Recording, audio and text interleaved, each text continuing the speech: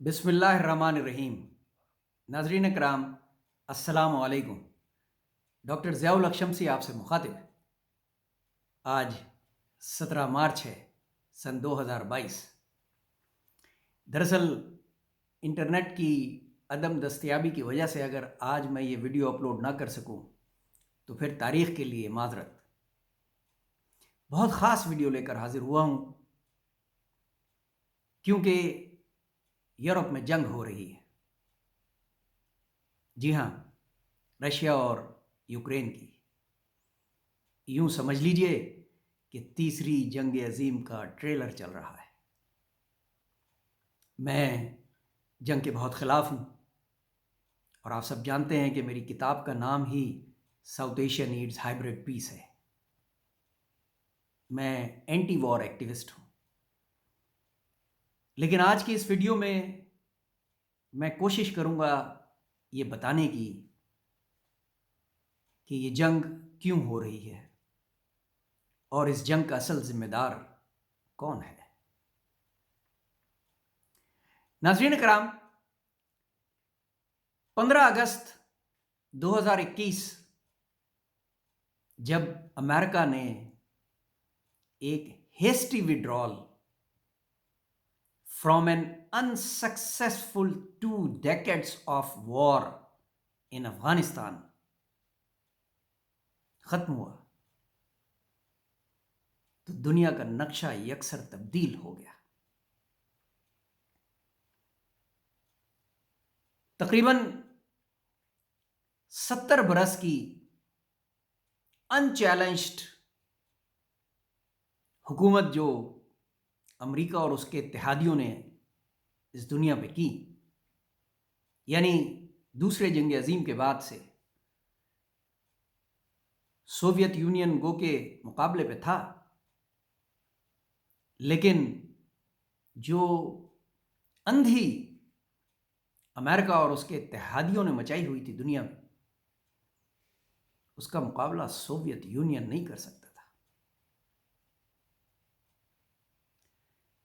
America और उसके इत्तेहादियों ने एक नया वर्ल्ड ऑर्डर कायम किया, ख़ास तौर पे उस वक्त जब सोवियत यूनियन कोलैप्स हो गया, यानी ख़त्म हो गया अफ़गानिस्तान की जंग के बाद। वो सोवियत यूनियन की एक संगीन गलती थी जिसका खमियाजा उसने भुगता।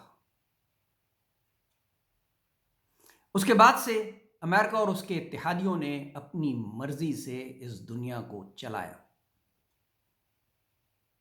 क्योंकि अमेरिका और उसके इत्तेहादी इंटरनेशनल रिलेशंस थ्योरी जो रियलिज्म की है,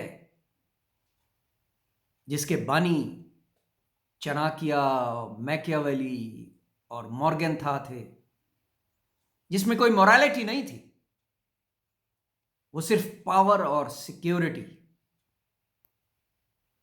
ताकत का नशा और अपनी सिक्योरिटी को अहमियत देती थी। अमेरिका और उसके इत्तेहादियों ने महज रियलिज्म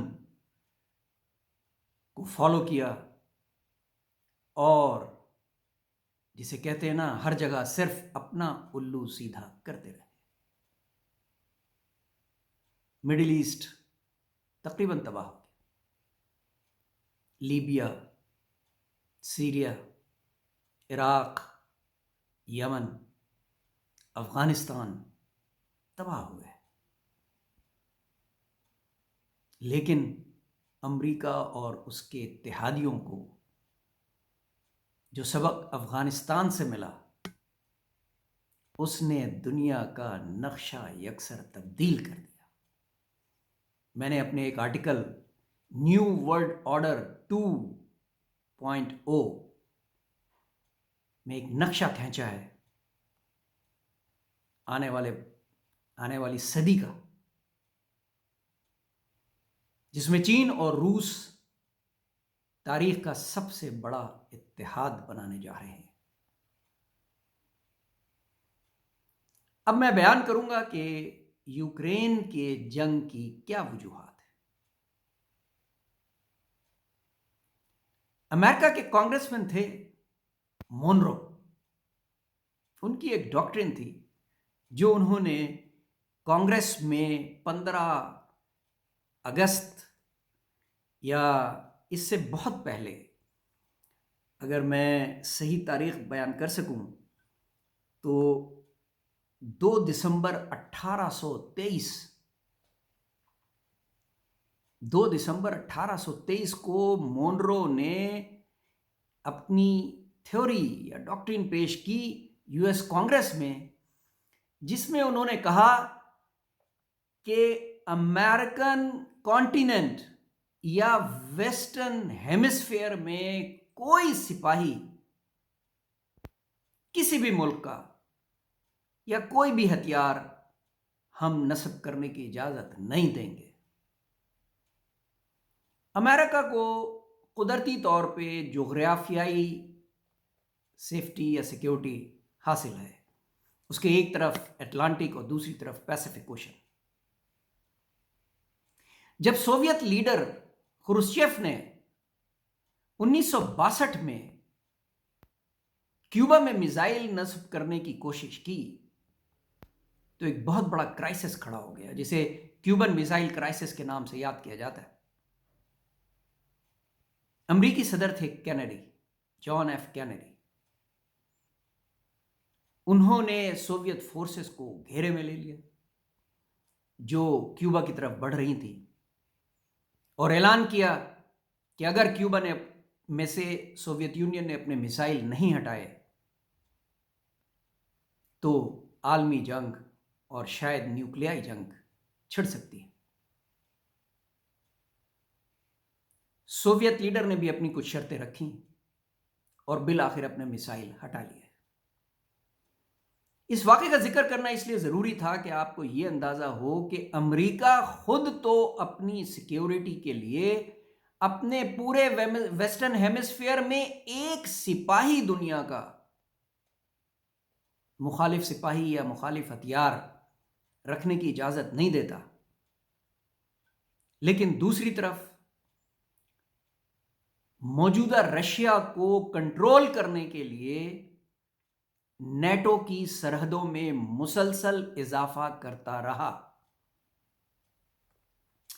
اگر میں آپ کو بتاؤں کہ نیٹو جب دوسری جنگ عظیم کے بعد جب نیٹو کو قیام کیا گیا اور اس کا مقصد تھا collective security against Soviet Union, اس وقت نیٹو میں صرف 12 ملک تھے، 10 یورپ کے اور امریکہ کینیڈا۔ لیکن پھر کیا ہوا؟ جو ہی سوویت یونین ٹوٹا، امریکہ نے مشرقی یورپ کے ملکوں کو نیٹو میں شامل کرنا شروع کر دیا۔ روس بارہا ان کو منع کرتا رہا کہ آپ ہماری سرحدوں کے قریب نہ آئیں، لیکن یہ باز نہ آئے، اور انہوں نے ارادہ کیا کہ اب یہ یوکرین کو بھی نیٹو میں شامل کر لیں گے، یعنی نیٹو کی فوجوں کو رشیا کی سرحدوں تک پہنچا دیں گے۔ یہ بات صدر پوٹین کو قابل قبول نہیں تھی۔ بارہا سمجھانے کے بعد جب صدر پوٹین نے یہ محسوس کیا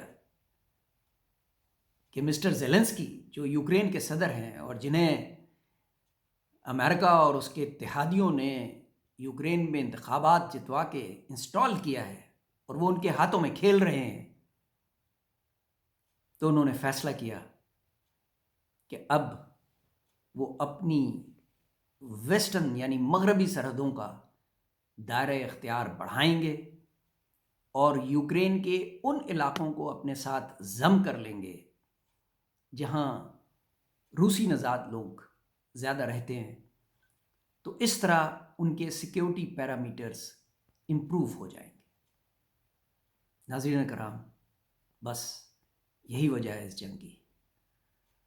اب اگر آپ چاہیں تو روس کو الزام دے دیں کیونکہ حملہ روس نے کیا، لیکن میرا خیال ہے امریکہ اور اس کے اتحادیوں زیادتی کی۔ جو چیز اپنے لیے پسند کرتے ہیں وہ دوسروں کے لیے پسند نہیں کرتے۔ اپنی سیکیورٹی اتنی عزیز ہے کہ ویسٹرن ہیمسفیئر میں کوئی پرندہ پر نہیں مار سکتا پچھلے 200 سال سے، اور اپنے مد مقابل کھڑے ہونے والے کسی بھی ملک کے خلاف وہ کسی بھی قسم کا اتحاد بنا کے اس پہ دباؤ ڈالنے میں فخر محسوس کرتے ہیں۔ اسی طرح پیسیفک اوشن میں کوآڈ بنایا چائنا پہ دباؤ ڈالنے کے لیے۔ کوآڈ امریکہ، آسٹریلیا، جاپان اور انڈیا شامل۔ ایم کیا ہے؟ چائنا پہ دباؤ ڈالا جائے، چائنا کو گھیر لیا جائے تاکہ تائیوان پہ چائنا کسی بھی صورت میں قبضہ نہ کر سکے۔ اسی طرح آکس بنایا آسٹریلیا، یو ایس، یو کے، پھر چائنا پہ دباؤ ڈالنے کے لیے، اور اب روس پہ دباؤ ڈالنے کے لیے یوکرین کو یورپین یونین میں اور نیٹو میں شامل کرنے کی ترکیبیں لڑا رہے تھے۔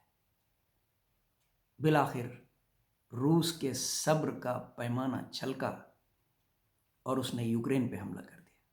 میں ایک بار پھر یہی کہوں گا کہ میں جنگ سپورٹ نہیں کرتا، لیکن حالات اور واقعات پہ نظر ڈالیں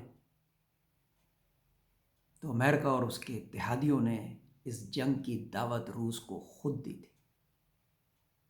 آج کے لیے بس اتنا ہی، لیکن اس موضوع پہ ہم بات کرتے رہیں گے انشاءاللہ۔ اپنا بہت خیال رکھیے گا۔ اللہ حافظ۔